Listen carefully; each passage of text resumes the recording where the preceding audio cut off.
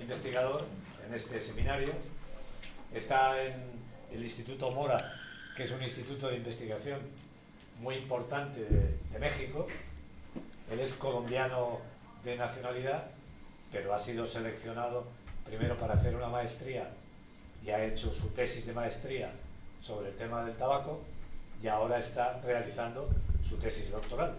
Es decir, que tenemos la oportunidad de ver a un doctorando de alto nivel explicándonos los problemas de su propio país y del estanco de su propio país en el tema del estanco y del desestanco.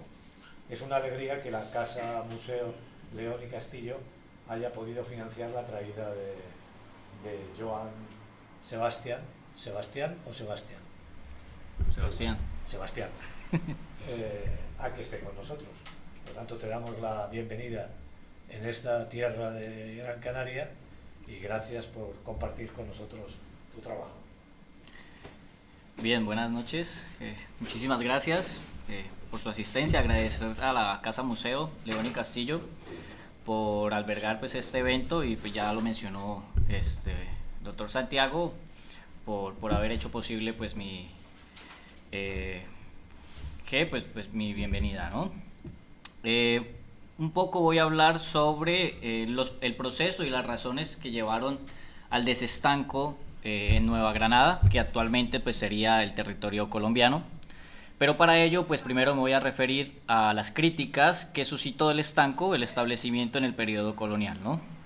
Críticas que pues a la larga no fueron pues escuchadas, básicamente porque la renta, al igual que en otros espacios americanos y en la misma península, pues era la principal, ¿no?, del erario. La hipótesis que voy a sostener aquí es que el desestanco republicano básicamente va a ser producto de la participación que tienen los privados desde 1830. El desestanco es en 1850, pero 2 décadas atrás ya hay privados participando en la renta que hacen pues a la larga una cierta puja o influencia política para que se llegue a una ley que se hace efectiva en 1850 y se declara de libre comercio el estanco del tabaco. Bueno, no... ¿por qué se puso así? Bueno, no es necesario aquí de pronto recordar los orígenes del estanco del tabaco, ¿no? Ni el proceso de extensión en América y Filipinas, pero basta decir que para Nueva Granada en la década de 1760 tenemos una real cédula y 2 reales órdenes por las cuales pues se manda implementar el estanco del tabaco como medio, dice esta real cédula del 66, como medio para soportar las urgencias de la corona sin gravamen del vasallo, ¿no? Un poco a lo que se ha referido también Agustín, como este medio de manera indirecta de que solamente se graben aquellos consumidores, ¿no? Constantemente también estamos viendo para Nueva Granada que se justifica el estanco del tabaco porque es voluntario, ¿no? Es un pago que se hace de manera voluntaria por todos aquellos que quieren acceder al consumo del tabaco. Bueno, cuando se implementa, es curioso, ayer lo vimos también para el caso filipino, donde se ordena en un año, pero se posterga su implementación el estanco en los años siguientes, ¿no? Para el caso neogranadino, la primera vez que se ordena es en 1744 y se ordena que se haga en arrendamiento, ¿no? Luego, en 1754 aproximadamente, hay una iniciativa al interior de la Audiencia de Santa Fe por la cual se sugiere la implementación también del estanco. No se hace por una serie de circunstancias internas, como para no motivar levantamientos ni generar de pronto volcamiento hacia el contrabando, pero que en la década de 1760 continuamente, cada año y medio se esté ordenando, pues hace que no se pueda obviar estas órdenes que se emiten desde Madrid. Y pues el virrey Pedro Mesía de la Cerda en 1764 decide implementar el estanco, pero en régimen mixto. La Real Cédula decía que se implementara en administración, es decir, que pues, la Real Hacienda se hiciese cargo de toda la gestión del estanco, pero Mesía de la Cerda implementa un régimen mixto. Entonces, para Cartagena y para Panamá vamos a implementar administraciones y al interior del reino vamos a implementar arrendamientos. Eso básicamente es lo que yo me refiero como a régimen mixto, que se extiende hasta 1773. En adelante lo que va a haber es un régimen de transición donde paulatinamente se van a extinguir los arrendamientos y se empieza a formalizar administraciones al interior del reino, ¿no? En este momento, digamos que los agentes privados, los comerciantes, se van a dirigir a dos tareas fundamentales para la gestión y el funcionamiento del estanco, que es provisión de cueros para armar los cajones donde se van a empaquetar y se van a transportar los tabacos, y luego justamente también el transporte, que va a ser por vía fluvial o a lomo de mulas, ¿no?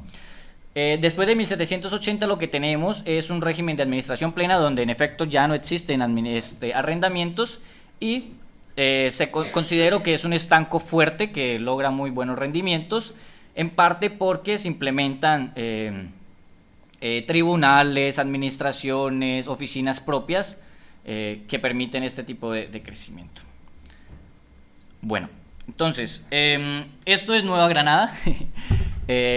Es un poco lo que refiere al actual territorio colombiano, sumándole pues Panamá, que es tierra firme. En este caso, pues en 1780, en la primera implementación que hace Gutiérrez de Piñeres, que va como regente visitador, se instituyen pues 5 administraciones principales, que están llamadas aquí como departamentos, una dirección general en Santa Fe, 3 factorías, una en Candelaria, otra en Ambalema y otra en Girón, y luego pues hay reales fábricas, 2 de cigarros, una en Cartagena y otra en Panamá, y luego una de tabaco en polvo en Santa Fe. Si se dan cuenta, la lógica de la distribución de las oficinas para el caso neogranadino está muy acorde a los ríos, ¿no? Entonces, la lógica de la distribución y la forma en cómo el estanco llegaba a los consumidores era a partir de las rutas fluviales, a excepción del caso del departamento de Santa Fe, donde pues sí se hacía en su mayoría el transporte a lomo de mula, ¿no? Ya para finalizar el periodo virreinal, pues en 1806 vemos hay una extensión, una consolidación y extensión del estanco. En este caso pues se dirige hacia los llanos, hacia la administración de Pore. La grandísima de Ambalema se ha dividido en 2, en la de Mompox y la de Medellín, y se han suprimido las reales fábricas de cigarros excepto la de Panamá. Nuevamente se mantienen esta lógica de estar distribuidos y acordes a las rutas fluviales más importantes, en este caso pues el Magdalena, que es este río importante que llega hasta la provincia de Cartagena y desemboca aquí al Mar Caribe y alcanza casi el medio reino, donde se puede continuar a lomo de mula hasta Santa Fe, que es la capital virreinal, ¿no? Pues bien, la renta, ¿por qué se puso así? Bueno, a ver si lo quitamos y se logra ver. No. Deme un momentico a ver si se puede. No, se quedó allá. Bueno, no sé qué ha pasado, pero los valores no se encuentran. Y sí sería bueno mostrarlos. Un momento.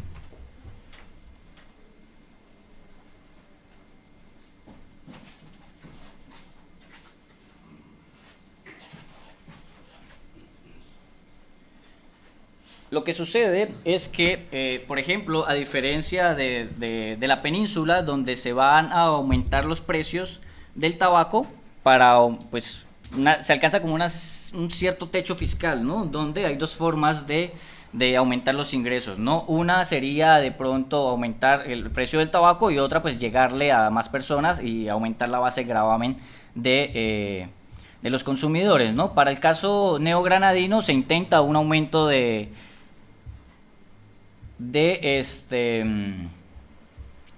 los precios en 1778. Eso ocurre años atrás de la revuelta de los comuneros, con lo cual pues, bueno, dejémoslo así.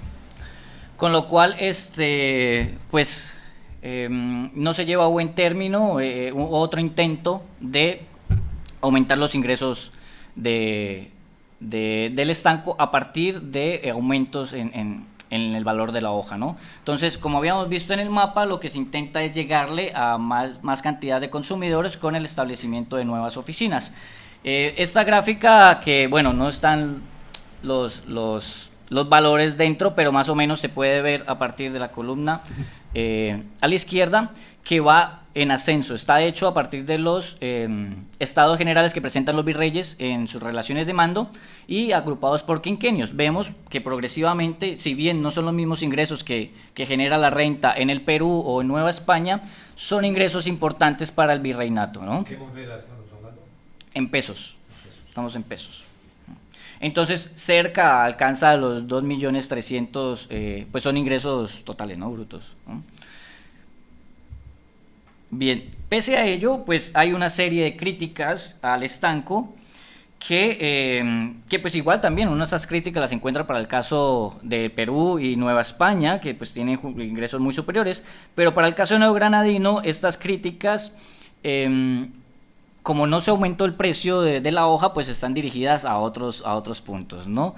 En este caso sí, como la restricción en el cultivo del tabaco únicamente a las factorías. Vimos en los mapas que habían 3, entonces se está criticando que solamente el cultivo del tabaco se restrinja a estas zonas, más porque antes del establecimiento del estanco se reconoce que en casi todos los valles interandinos de Nueva Granada se produce de manera natural el tabaco, ¿no? Entonces constantemente en los informes se está hablando de tabaco cimarrón, que es ese tabaco que sale por ahí sin necesidad de cultivo o nada, porque casi en todas las tierras bajas y medias se logra cultivar, ¿no?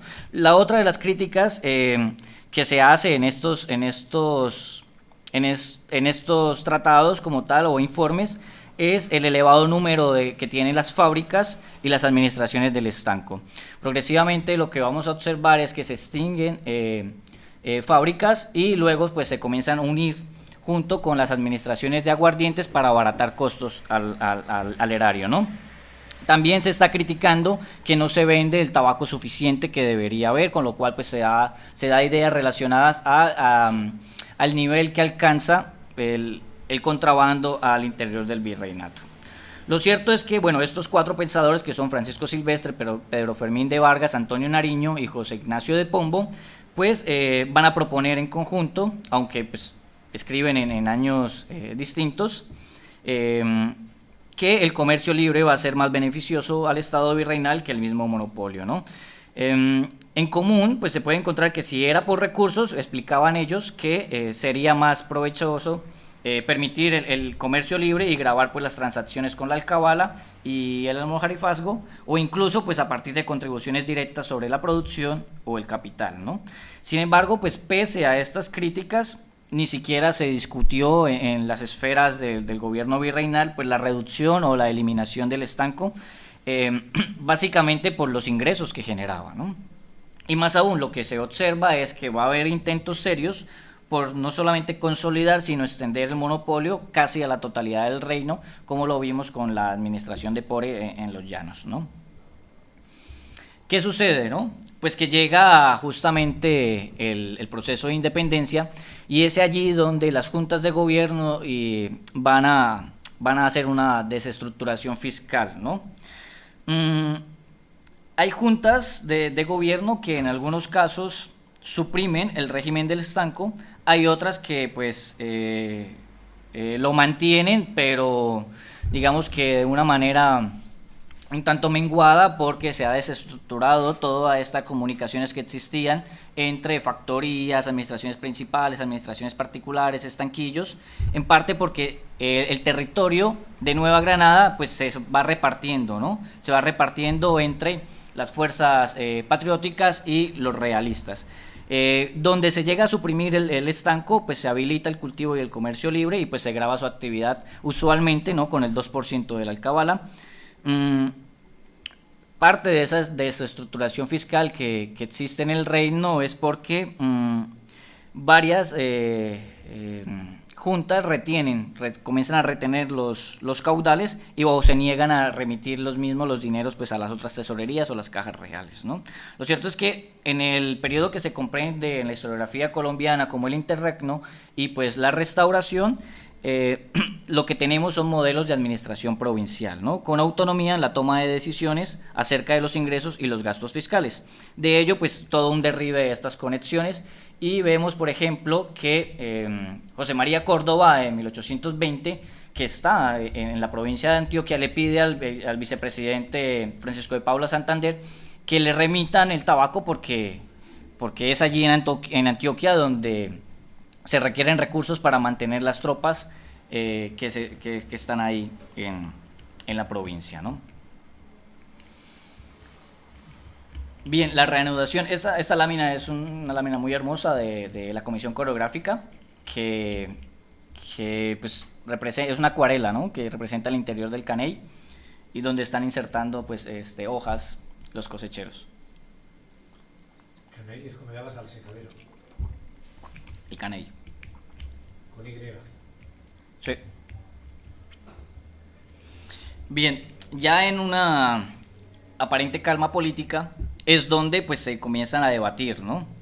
¿Qué hacer con el estanco del tabaco?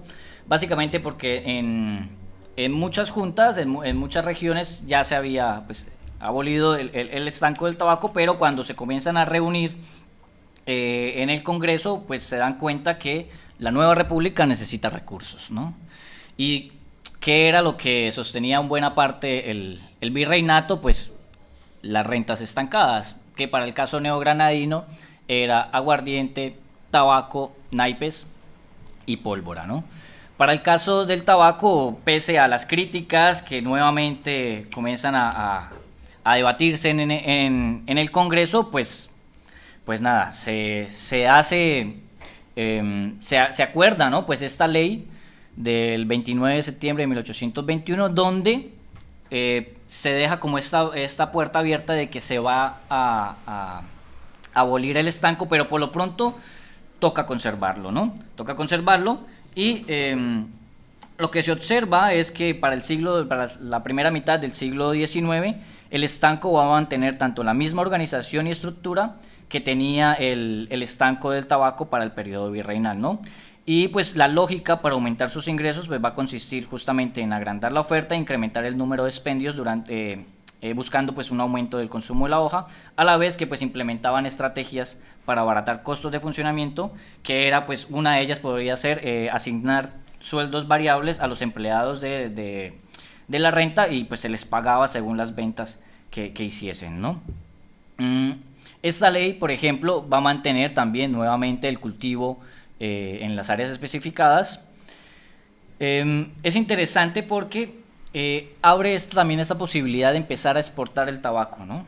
Entonces se dice, las factorías siempre y cuando suplan la demanda interna de la República y que de alguna cantidad pues se va a poder llevar al puerto de Cartagena y de ahí exportar. Justamente pongo en corchetes pues que no está en paréntesis, que no está aplicada porque se abre esa posibilidad y en los años posteriores no se ejecuta. Esta ley de 1821 pues permite justamente también la importación de tabacos, pero 2 años después queda prohibida porque se intenta justamente incentivar la producción interna, y lo que se están dando cuenta muy prontamente es que las provincias del norte, lo que es Cartagena y Santa Marta, pues se están abasteciendo de tabaco cubano o de tabaco de Virginia, ¿no? Entonces una forma de incentivar la producción interna es prohibiendo la importación, ¿no? Bien, en lo que queda de tiempo, pues diré que la modificación más importante, ¿no?, que tiene el estanco en el periodo republicano, pues va a ser la paulatina intervención del sector privado en las actividades económicas de la producción y comercialización del tabaco, ¿no? Esto yo lo veo en 3 aspectos, ¿no? Uno, es la exportación, otro pues es el financiamiento de la producción y exportación, y otro pues es el control parcial de los mercados que comienzan a hacer paulatinamente el sector privado, ¿no? En 1832, pues la República de Nueva Granada pues empieza a aventurarse a la exportación de tabaco, y la experiencia es pésima, ¿no? El informe que presenta el ministro de Hacienda, pues se lee que la experiencia fue, entre comillas, funesta, porque el tabaco neogranadino era un artículo, abro comillas, que no tenía un mercado, ¿no? Esto hizo que cuando se llevase a Inglaterra se pagara únicamente entre 4 y 7 pequines esterlinos la libra, según su calidad, y en Estados Unidos logró 8 a 9 céntimos de pesos por libra. Tras ese intento, el Estado pues retornó pues su mirada al mercado interno y delegó a los particulares las actividades de exportación, evitándose así pues el pago de sueldos y comisiones y el riesgo de las vacilaciones del mercado internacional. Para ello, entonces, el mecanismo que optó la República Neogranadina fue vender a particulares el tabaco a precio de estanco y que fuesen ellos los encargados de exportarlo y que consiguieran la mejor ventaja, ¿no? Otro elemento donde empieza a haber participación del sector privado es en la deuda pública, que justamente pues tenía la garantía en la renta y en la producción del tabaco. La ley del 22 de mayo de 1826 dice que el producto de la renta de tabaco era garantía para los acreedores extranjeros, y luego pues la ley del 20 de abril de 1838, que funda y organiza el Crédito Nacional, especificó justamente que los intereses de deuda externa saldrían, abro comillas, del producto líquido de la renta de tabaco, ¿no? O en su especie para su exportación. Lo que vemos aquí, por ejemplo, es que en 1841, 3 años después de la promulgación de esta ley, Francisco Montoya va a prestar 105,000 pesos y esta firma de capitales británicos va a prestar 125,000 pesos, ¿no? Todo ello pues a cambio de pagos en tabaco, que se les pagase en tabaco y luego ellos se van a encargar de exportarlo, ¿no? Luego, el otro aspecto son los contratos de siembra. La ley del 28 de mayo de 1841 pues va a facultar al Poder Ejecutivo la posibilidad de celebrar contratos, ¿no? Esto pues para el suministro de tabacos a las factorías de la República y para su venta para la exportación. Deja de dársele como esa importancia al cosechero que directamente va a la factoría y se matricula y se le asigna una cantidad específica de cultivo del tabaco y se le concede como tal a firmas privadas la posibilidad de que sean ellos quienes organicen los cosecheros y cumplan con cuotas de producción, ¿no? Esto se va a hacer desde 1841 y pues aunque el Estado, la República Neogranadina mantiene pues el monopolio, en la década de 1840 pues el gobierno comienza a contratar con privados para el establecimiento de las factorías, ¿no? Uno de esos contratos justamente son firmados por Francisco Montoya y también por Powells, Illingworth y compañía, ¿no? En 1845. Entonces son estas dos firmas quienes están aprovechando muy bien el escenario que oferta la República Neogranadina para hacerse del tabaco y lograr exportarlo, ¿no?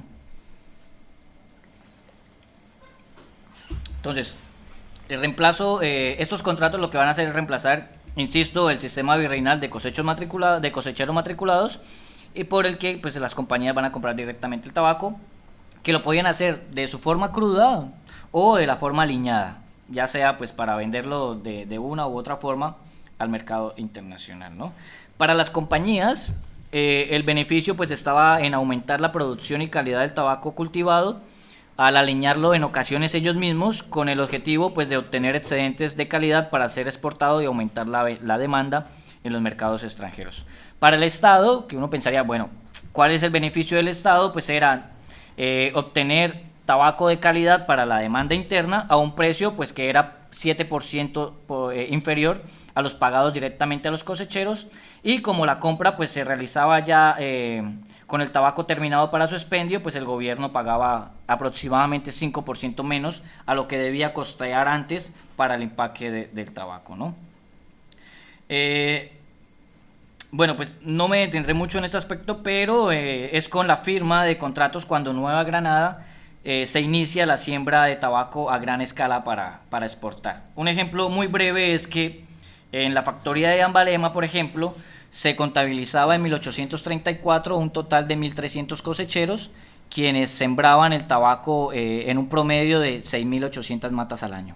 En 1845, ya cuando está vigente el contrato de Montoya Sáenz y compañía, el número de cosecheros se reduce únicamente a 184, pasamos de 1.300 a 184, pero la producción, el cultivo de las matas sembradas ascienden de 6.800 a 24.000. Entonces comienza ya a haber un cambio en el patrón de cultivo muy interesante, que pues es 4 veces más que una década anterior. Bueno, acá sí han aparecido las cifras.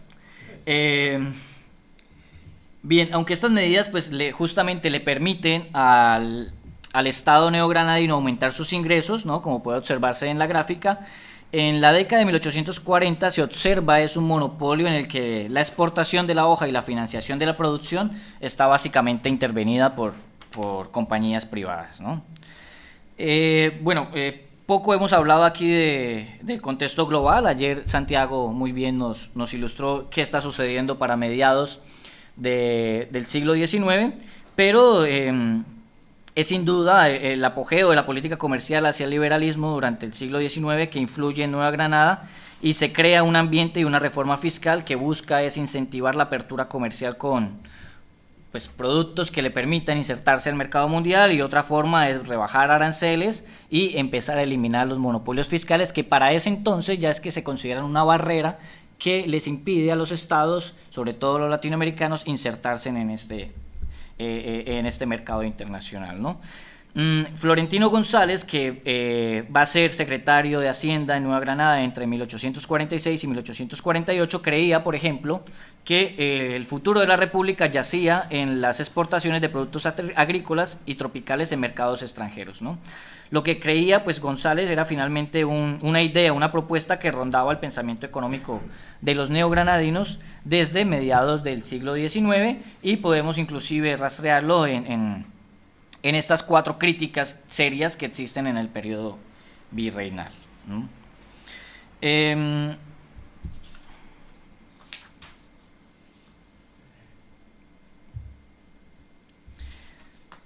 Vale. ¿Cómo sucede el desestanco, no? El desestanco pues vendrá un poco después de la firma de los contratos con las compañías privadas, y surge a partir de una ley, la ley del 23 de mayo de 1848, donde se declara libre el cultivo del tabaco a partir del 1 de enero, ¿no? Para suplir pues la supresión de esta renta, que era la más favorable para el Estado, pues se optó por definir los costos de permiso de exportación que se debían cobrar en la aduana. Bueno, entonces sí se va a eliminar el estanco, pero entonces vamos a poner un cobro que en teoría, y se puede leer en los debates, lograrían igual o más rendimientos que tenía el estanco. Se define que van a ser 40 reales por quintal de tabaco que se exporte en rama y 20 reales por quintal que se exporte en cigarros, ¿no? Y bueno, ya para cerrar, pues aunque se desestanca el tabaco, en la práctica pues el control sobre las actividades económicas sobre el tabaco que gozaba el Estado ya se había redistribuido en pocas manos, ¿no?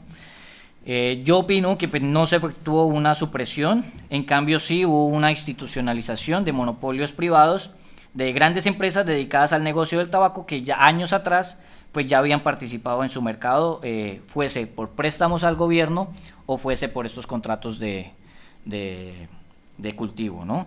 Firmas, por ejemplo, como Montoya y Sáenz y Powell Sicía, siguieron controlando el mercado tabaquero colombiano, y fueron las compañías más importantes de la exportación de la hoja, controlando pues cerca de 2/3 partes de la exportación del país.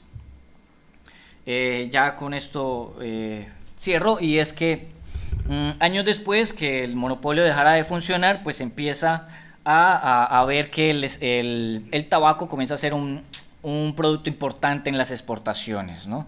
Vimos en la primera columna, se puede ver que son estos primeros intentos que empiezan a aparecer en la década de 1830, donde al Estado colombiano no le fue muy bien, pero luego cuando ya se elimina el estanco, que es en 1850 en adelante, progresivamente va a aumentar tanto el tonelaje exportado como esta incidencia, esta participación que tiene el tabaco en el conjunto de las exportaciones colombianas, ¿no? No obstante, pues al decaer la economía interna y externa del tabaco, que justamente está muy supeditada a los precios que tengan en Bremen o en Hamburgo, por ejemplo, pues sobreviene también una contracción de la economía de la hoja y un periodo de estancamiento que se extiende entre 1888 y 1910, lo cual pues solo viene a ser subsanado con el producto insignia del país, que pues es el café, ¿no? Ya con esto pues termino y muchas gracias.